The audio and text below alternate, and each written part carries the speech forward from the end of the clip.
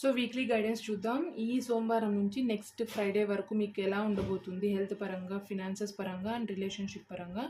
So health పరంగా అయితే friendliness card వచ్చింది. సో మీ హెల్త్ పరంగా ఎటువంటి ఇష్యూస్ లేదు.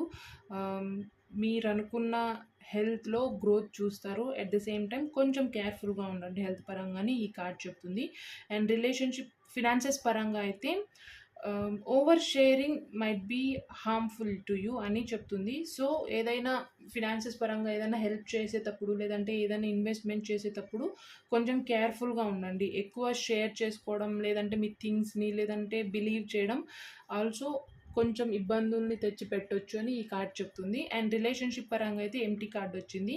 అంటే మీరు పాస్ట్లో మీ రిలేషన్షిప్ పరంగా ఏదైతే ఇష్యూస్ చూసారో, లేదంటే మిస్టేక్స్ చేశారో దాన్ని రిపీట్ చేయకుండా కేర్ఫుల్గా ఇది మళ్ళీ మీకు ఇంకొక ఛాన్స్.